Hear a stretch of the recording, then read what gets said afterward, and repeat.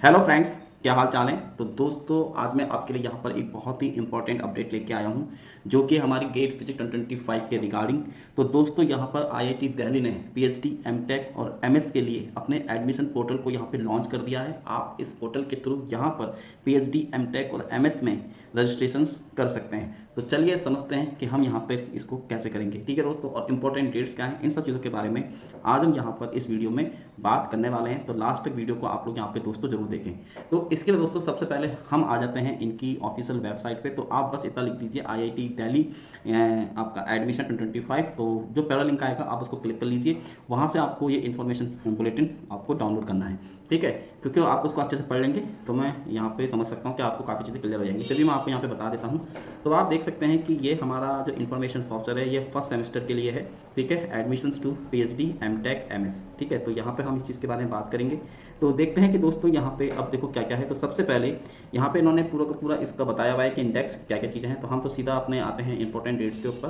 तो आप यहाँ पे देख सकते हैं कि ये हमारे हैं इंपॉर्टेंट डेट्स। ठीक है, तो आप देख सकते हैं कि जो हमारा यहाँ पे ऑनलाइन एप्लीकेशन है वो आपकी 22 मार्च से स्टार्ट हो चुकी थी। लास्ट डेट क्या है इसकी, 7 अप्रैल।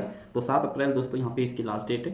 ठीक है, फिर यहाँ पे होगा इसका एक रिटर्न टेस्ट और इंटरव्यूज। तो जो हमारा रिटर्न टेस्ट और इंटरव्यू है वो आपका चलेगा 14 मई से लेकर 16 जून तक। ठीक है, तो ये है।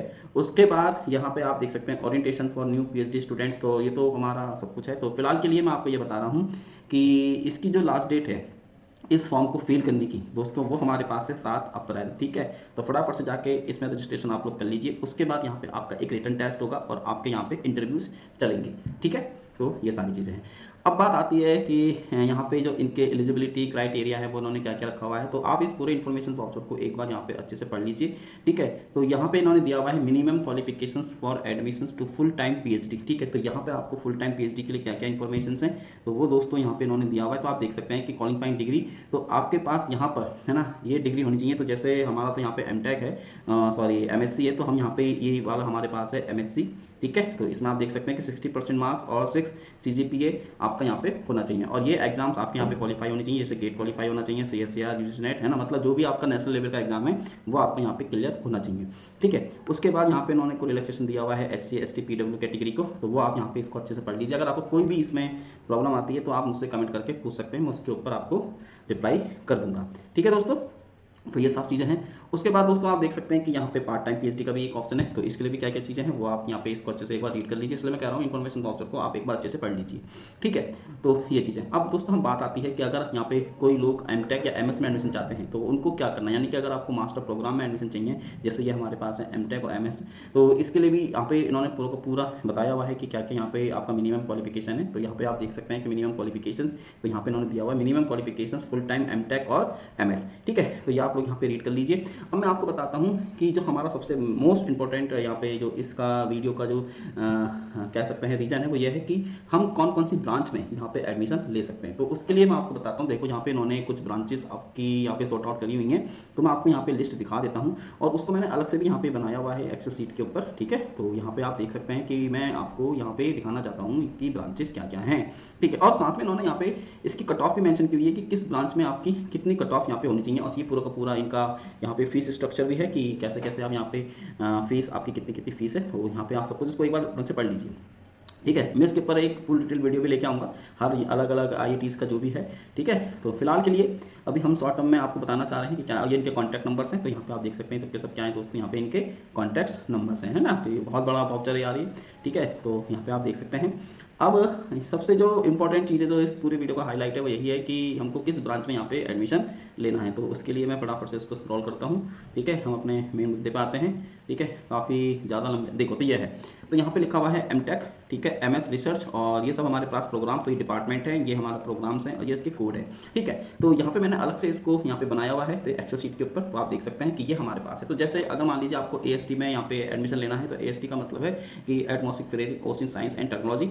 ठीक ठीक है, EN आप इस ब्रांच में यहाँ पे एडमिशन ले सकते हैं। और इन सब के लिए आपकी MSc फिजिक्स की रिक्वायरमेंट है, ठीक है। अगर आप MSc फिजिक्स हैं और आपने गेट क्वालीफाई कर रखा है तो आप इन ब्रांचेस में यहाँ पे एडमिशन ले सकते हैं। तो EN के लिए आपको क्या चाहिए, इंटीग्रेटेड इलेक्ट्रॉनिक्स। अब मैं आपको बता दूं कि यहाँ पे MSc फिजिक्स के साथ साथ आपका जो स्पेशलाइजेशन होना चाहिए वो इलेक्ट्रॉनिक्स में होना चाहिए। मतलब अगर आपको इंटीग्रेटेड इलेक्ट्रॉनिक्स या सर्किट में एडमिशन चाहिए तो आपको MSc physics with specialisation electronics आपका होना चाहिए। फिर यहाँ पे आप देख सकते हैं कि अप्लाइड ऑप्टिक्स है ना, इसमें आपका MSc फिजिक्स होना चाहिए। फिर solid state materials MSc physics होना चाहिए। इसी तरीके से TTP MSc फिजिक्स होना चाहिए। फिर अगर आप इसमें आते हैं इंस्ट्रूमेंटल टेक्नोलॉजी में तो JD, JBL और JTM, इन सब में आपका दोस्तों MSc फिजिक्स विद इलेक्ट्रॉनिक्स यहाँ पे आपका होना चाहिए। उसके बाद है दोस्तों आपका मटेरियल साइंस। अब ये MS है ना, तो आप देख सकते हैं ये MS के सब्जेक्ट है, मतलब आप इनके थ्रू MS कर सकते हो और ऊपर वाले जो है इसमें आप MTech कर सकते हो, ठीक है। तो जो हमारा C वाला है इसमें आप MS यानी कि रिसर्च कर सकते हो, ठीक है, मास्टर ऑफ साइंस जिसको हम बोलते हैं। तो यहाँ पे आप देखेंगे मटेरियल साइंस इंजीनियरिंग MSI, फिर है टेलीकॉम, ये हमारे पे आप BSc, ठीक है। तो इन सब चीज़ों के बारे में यहाँ पे इन्होंने डिटेल में एक्सप्लेन किया हुआ है कि क्या चीज़ है। तो इसके लिए आप वापस अगर इसमें जाते हैं तो आप देख सकते हैं कि क्या क्या आपको यहाँ पे एलिजिबिलिटी इसमें दोस्तों चाहिए। तो अगर मैं आपको दिखाऊं तो इसमें उन्होंने पूरा का पूरा सब कुछ मेंशन किया हुआ है, ठीक है, कि किस ब्रांच में आपको क्या यहाँ पे लगने वाला है। जैसे कि आप देख सकते हैं यहाँ पे ये AST है, तो AST में ये क्वालिफिकेशन आपकी होनी चाहिए। तो आप देख सकते हैं MSc फिजिक्स, ठीक है। तो ये चीज़ें हैं इस तरीके से। अब हम बात कर लेते हैं कि इन ब्रांचेस की कट ऑफ क्या गई थी। तो अगर हम यहाँ पे कट ऑफ के बारे में बात करते हैं, जैसे मान लीजिए आपको AST में एडमिशन चाहिए, तो लास्ट ईयर जो AST की कट ऑफ गई थी, मतलब स्कोर गया था ना, गेट स्कोर, तो आप देख सकते हैं ये हमारे पास क्या है, मिनिमम गेट स्कोर यानी कि cut off for admission to non response full time MTech programmes, ठीक है। तो यह अब जैसे हम MST की AST की बात करते हैं तो AST में कौन कौन अप्लाई कर सकता है, तो हम देखो हमारे PH वाले अप्लाई यहाँ पे कर सकते हैं।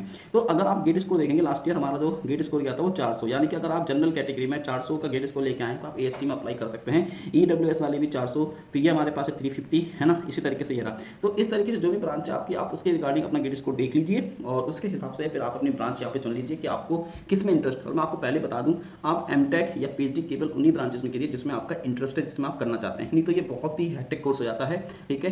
आप खाली IITs के नाम पे आप किसी भी प्रोग्राम में एडमिशन ले लोगे और फिर वो आप नहीं कर पाओगे तो लास्ट में आपको ड्रॉप लेना पड़ेगा। तो इसलिए अच्छा है कि सोच समझ के अपनी ब्रांच चुनिए कि हाँ जिसमें आपका इंटरेस्ट है, जिसमें आप करना चाहते हो उसी में आप एडमिशन लीजिए, ठीक है दोस्तों।